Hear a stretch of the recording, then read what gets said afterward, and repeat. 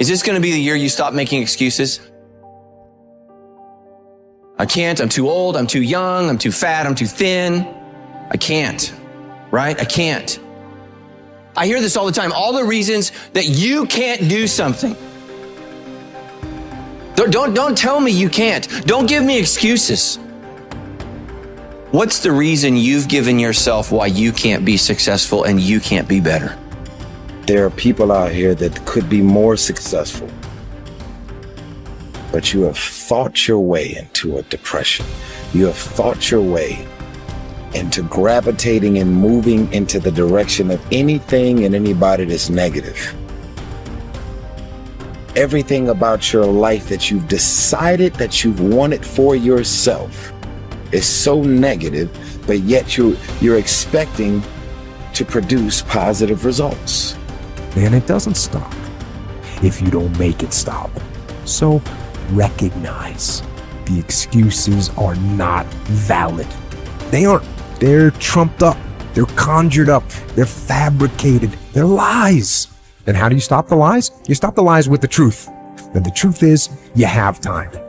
You have the skill. You have the knowledge and the support and the willpower and the discipline to get it done. A lot of you are trying to find inspiration and motivation with a depressed mindset. You're depressed because you're not doing with yourself. You don't find inspiration by not living in the grip of life. You need to live in the grip of life to find inspiration. Put challenges in front of yourself. When you put a challenge in front of yourself and you attack it, that's when you find inspiration.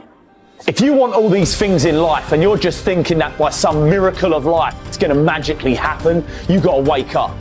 The only way to get what you want in life is to get to work and go and get it. To look at all your adversity and all the excuses square in the face and push yourself out of your comfort zone to achieve what you want. I'm not going to allow things that I have no control over to control me. The only way to go about doing the work is get raw and get intense, get angry and aggressive, and make it happen for yourself. These test days, guys, these are the days that test your qualities. They test your characters. They test who you think you are. They test your fortitude. They test your endurance, your discipline, your grit, your dedication, your determination, your mental toughness, your character. Everyone wants to feel like a winner. And feeling like a winner requires that you win. You get the feeling of the winner by completing a task 100. When you do this repeatedly, eventually you develop the habit of completing the tasks that you begin. When this habit of task completion locks in, your life will begin to improve in ways that you cannot today imagine. In psychology, the reverse is always true. The incomplete action is a major source of stress and anxiety. In fact, much of the unhappiness that people experience is because they have not been able to discipline themselves to follow through and complete an important task or responsibility. If you have ever had a major assignment that you have been putting off, you know what I am referring to. The longer you wait to get started on an assignment and the closer the deadline approaches, the greater stress you experience. It can start to keep you up at night and affect your personality. But when you finally launch into the task and push it through to completion, you feel a great sense of relief and well-being. It is almost as if nature rewards you for everything that you do that is positive and life-enhancing. At the same time, nature penalizes you with stress and dissatisfaction when you fail to do the things that move you toward the goals and results that are important to you. Pick something, right? Pick something, a nameable goal, and then try to implement it. And what'll happen is you'll learn a lot by trying to implement it. And one of the things you might learn is what a slightly better goal might be. You know, because if you try something diligently and you succeed or you fail, you're going to learn from the effort expended in the detailed implementation of the goal. It's going to inform you. It'll also transform you physiologically. It does that at a very basic level, neurophysiological level. You will be slightly different as a consequence of the attempt. And what that'll mean is that the next goal you pick will be a little more suited to you. And so it's this kind of pathway, right? It's like maybe the goal you should be attaining is here, but you don't know that because you're clueless. And so you aim there. Well, it's better than there.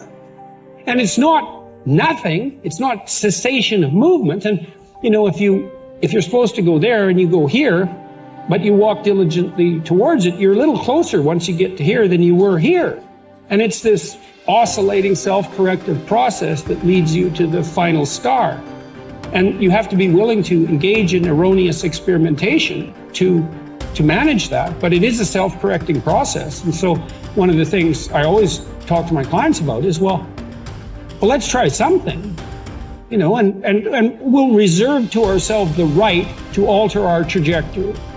And then I would use as a corrective there, because you might say, well, how do you know when you're not just giving up, right? Instead of thinking maybe you need a different goal. And I would say, well, you can, if you're really concerned about your proclivity for self-deception, you can enter into a contract with yourself that you won't replace any goal you've set with a goal that's easier.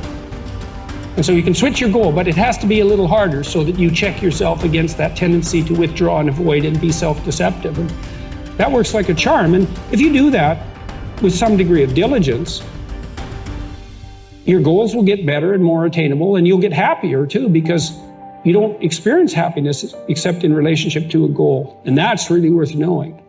You know, and that's another thing to think about too. If your life is meaningless, well, you're not pursuing a valued goal. I mean, you might be depressed too, and sometimes that can be like an illness, you know, something that is really wrong with you. But a good rule of thumb is that if you find no joy in life, there's a very low probability that you're pursuing a goal that you regard intrinsically, like in the depths of your temperament, as worthwhile. And that's technically true, because we do in fact experience most of the positive emotion, let's say, that's associated with emotions like joy. We experience that in relationship to a goal.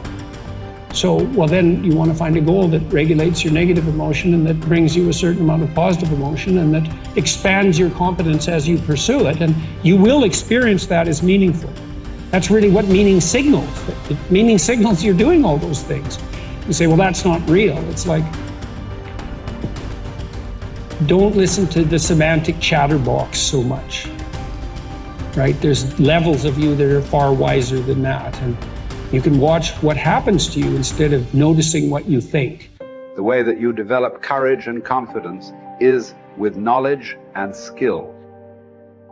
Most fear and doubt arises out of ignorance and feelings of inadequacy of some kind. The more you learn the things you need to know to achieve your goals, the less fear you will feel on the one hand, and the more courage and confidence you will feel on the other. Think about learning to drive for the first time. You were probably extremely tense and nervous and made a lot of mistakes. You may have driven erratically and been a danger to yourself and others. But over time, as you mastered the knowledge and skills of driving, you became better and better and better, and your confidence increased. Today, you can quite comfortably get into your car and drive across the country with no fear or worry at all.